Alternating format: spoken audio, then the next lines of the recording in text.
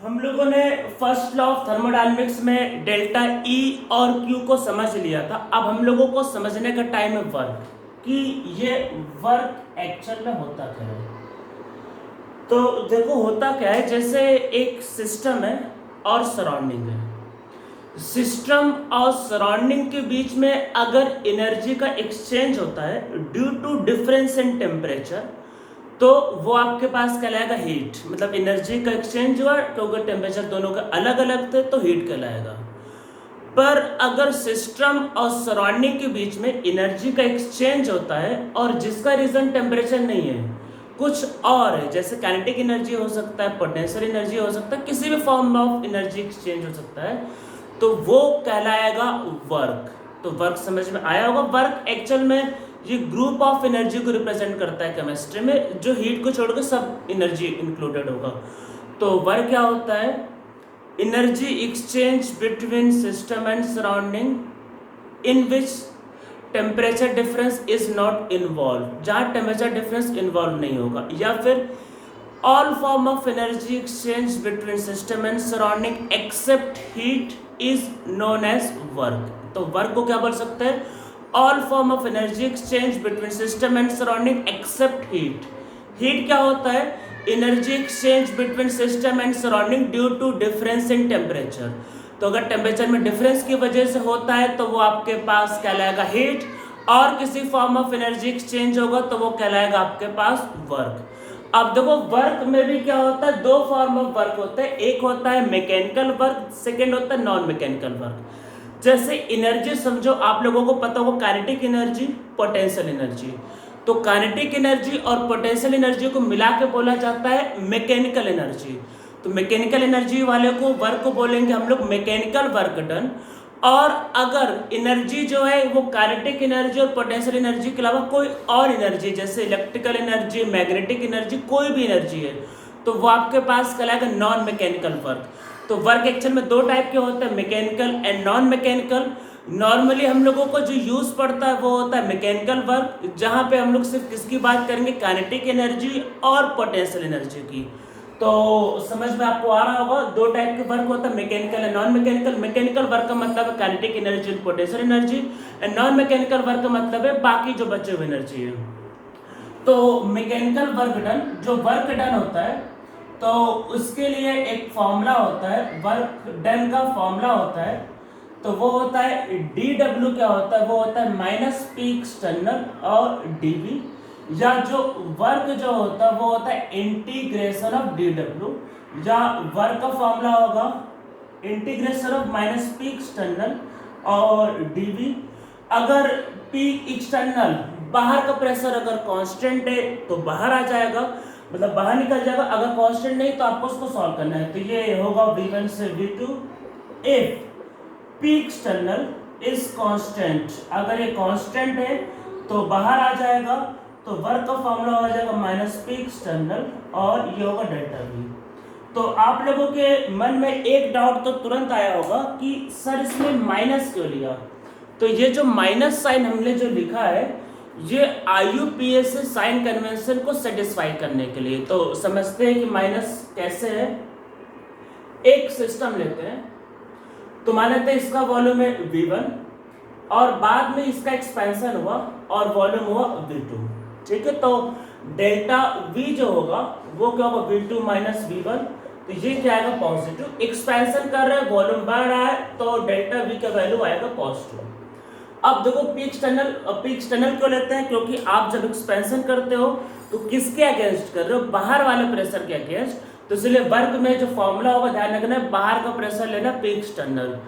तो ठीक है, तो वो बाहर का प्रेशर लेंगे। अब देखो क्या होगा? P और इंटू डेल्टा V, और प्रेशर तो पॉजिटिव होता है और डेल्टा V भी क्या है? पॉजिटिव एक्सपेंशन के लिए। पर मैंने साइन कन्वेंशन के लिए आपको ये बोला है कि जब भी work done by the system होगा तो वर्क का वैल्यू नेगेटिव आना चाहिए। तो अब देखो क्या है, ये भी पॉजिटिव ये भी पॉजिटिव, तो वर्क नेगेटिव कैसे आएगा? तो इसको नेगेटिव बनाने के लिए यहाँ पे क्या लगा है? Minus sign. तो याद रखना है कि इस फॉर्मूले में जो माइनस साइन है वो क्यों लगाया है? वो IUPAC साइन कन्वेंशन को सेटिस्फाई करने के लिए, टू सेटिस्फाई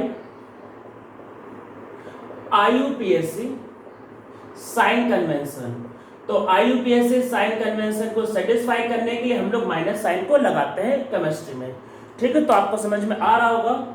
अब इसमें जब हम लोग सॉल्व करना स्टार्ट करेंगे तो जेईई मेन और नीट में इस पे क्वेश्चन आ सकता है, उसमें आपको यूनिट कन्वर्जन का बहुत ज़्यादा ध्यान देना है। अब देखो ध्यान क्या देना है, प्रेशर नॉर्मली क्या होता है, वो होता है ATM में, और ये ऐसा यूनिट नहीं है। और 1 ATM का वैल्यू होता है, ये होता है 1.01325 इंटू 10⁵ पास्कल।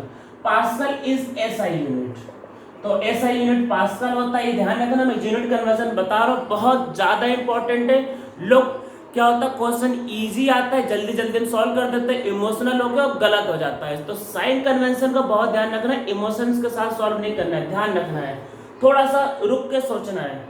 तो 1 ATM क्या होता है, इसका वैल्यू होता है। अब वॉल्यूम का SI यूनिट होता है मीटर क्यूब, और वॉल्यूम आपको दिया हुआ लीटर, ध्यान रखना वॉल्यूम का SI यूनिट मीटर क्यूब होता है।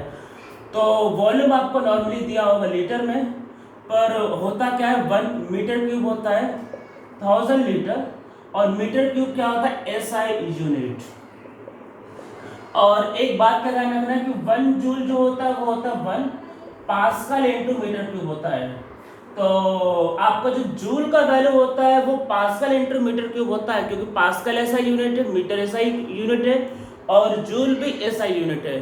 तो जूल का वैल्यू 1 पास्कल मीटर क्यूब होता है, ध्यान रखना है। तो आपको क्वेश्चन होगा ATM में दिया रहेगा और लीटर में गिवन होगा, तो आपको ATM को कन्वर्ट करना है पास्कल में और लीटर को कन्वर्ट करना है मीटर क्यूब में। कैसे कन्वर्ट करेंगे हम लोग देखते हैं।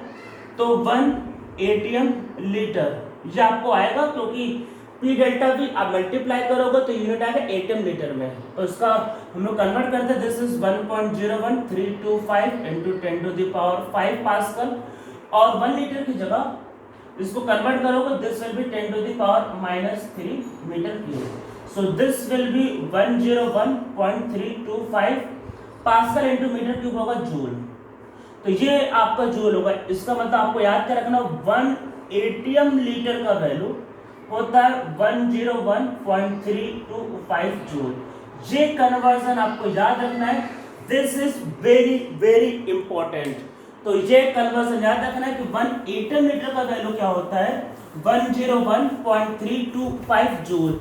ये आपको बहुत ज्यादा यूज में पड़ेगा ये। अब हम लोग इस पे एक न्यूमेरिकल को सॉल्व करते हैं। 20 kilo joule of heat is given to system expands from 5 liter to 20 liter against constant pressure of 2 ATM. Find the change in internal energy. तो हमें इंटरनल एनर्जी की चेंज को फाइंड करना है। तो पहले क्वेश्चन को आप लोग अच्छे से रीड कर लो।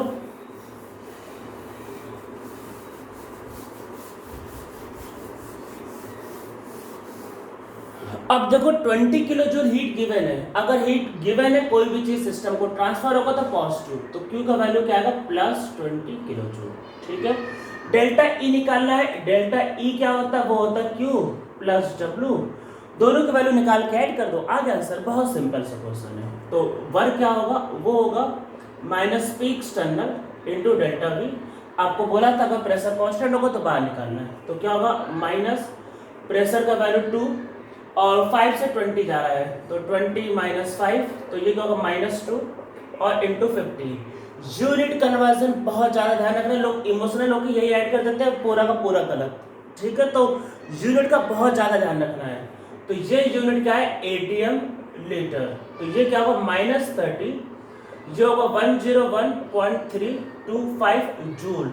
इसको मल्टीप्लाई करेंगे तो ये नियरली आपके पास 3000 के आसपास आएगा। तो मैं इसको 3 पॉइंट, बल्कि इसको अप्रॉक्सीमेटली 1 कर लेता हूँ। ये नियरली 3000 के आसपास है, तो इसको मैंने किलो जूल कर दिया, किलो जूल है ये, जूल को किलो जूल, ये याद रखना किलो जूल दिया था क्वेश्चन में, किलो जूल था ये। तो अब डेल्टा ई का वैल्यू क्या होगा, वो होगा क्यू प्लस डब्ल्यू। क्यू कितना गिवन है +20 और वर्क कितना हो रहा है -3.1, तो दोनों को मिला के अप्रोक्सीमेटली आपके पास होगा +16.9 किलो जूल। तो ये होगा चेंज इन इंटरनल एनर्जी का वैल्यू।